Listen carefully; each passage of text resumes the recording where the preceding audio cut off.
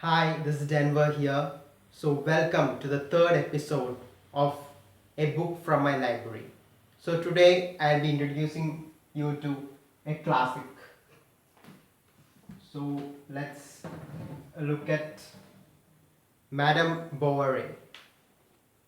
This is the book I'm going to talk about.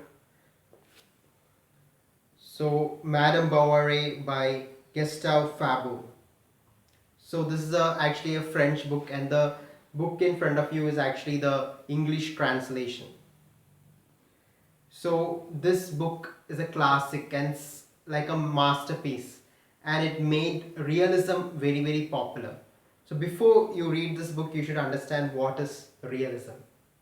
So earlier there were so many novels. Even before realism, there were so many novels, and all these novels were very adventurous, and they were mostly romances. They romanticized life, and they were very subjective and made a lot of value judgments, etc. So you won't find all those things in a realistic novel. A realistic novel presents the mundane things of life in a very realistic way without romanticizing anything. And it's very objective. It's like watching animals in Animal Planet. Do you understand? It's like watching animals in Animal Planet. You don't judge them morally. While you're watching animals in Discovery Channel or National Geographic Channel, you don't morally judge those animals. You just watch life as it is. That's what a realistic novel does. It presents life as it is, and you don't have to judge them. You don't have to judge these characters. So these characters are neither good nor bad. They are just real, as you find in real life. So I'll read the blurb from this novel and you will get an idea of this novel. Emma Bovary, a sensuous and sentimental young woman who is trapped in a lifeless marriage to a dull country doctor. Stifled by the monotony of provincial life, she yearns for passion and intimacy. Yet she finds only greed, deceit, and heartbreak. As one sordid love affair leads to another, we watch her plummeting towards the dreadful fate that awaits her. So this is like it's a tragedy of Emma Bovary, and it deals with adultery.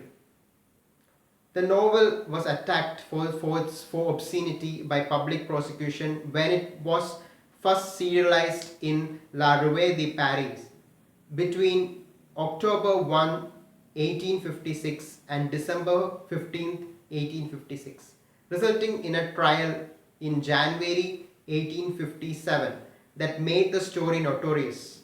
After the acquittal on February 7, 1857, it was hailed as a masterpiece when it was published as a book in April 1857.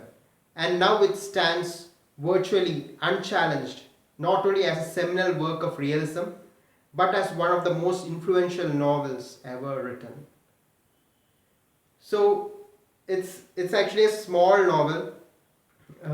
It's like when you compare to the novels of those times, which were actually very huge, loose baggy monsters they called it.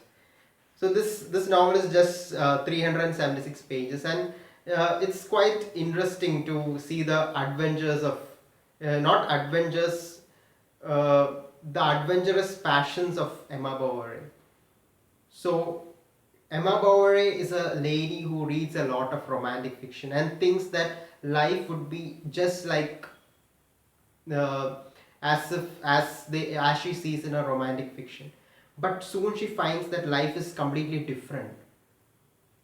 The realities of life is completely different from what you see in a romantic novel, or the feelings you get from the romantic novel. So actually she represents a person from the old age, the romantic age. So realism in fiction is actually can be seen as a reaction against modernism, not modernism, romanticism. and the beginning of modernism. This novel is actually based on a real life incident with which Gustave Flaubert saw in a newspaper. So in newspapers, they usually make it very sensational. They, even today's newspapers, if you look at it, they make news items very sensational and unreal. They demonize certain characters. So Gustave Flaubert noticed that women who committed uh, a woman in that article who had committed adultery and committed suicide was demonized in that article. So he wanted to present life as it is without judging anyone. So each one has a reason to do what they have done.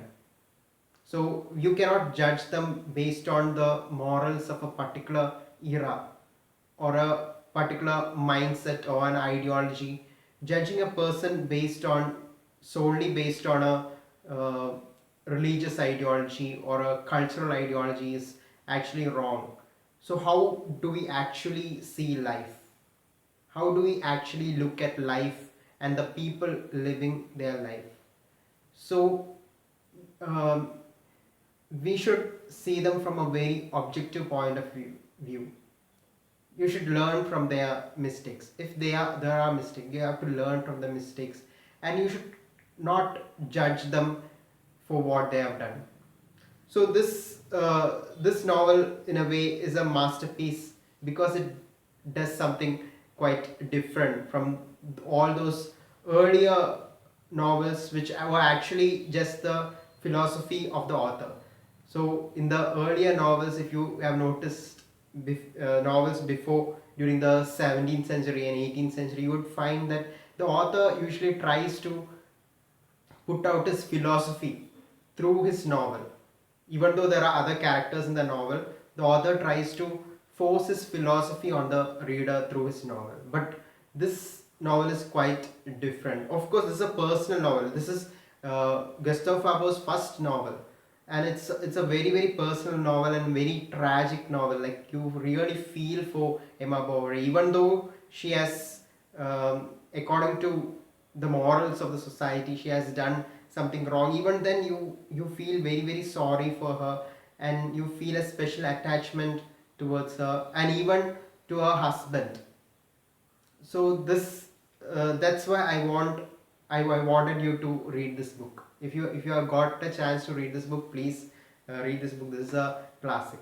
Thank you. Like and subscribe to Denver's Den.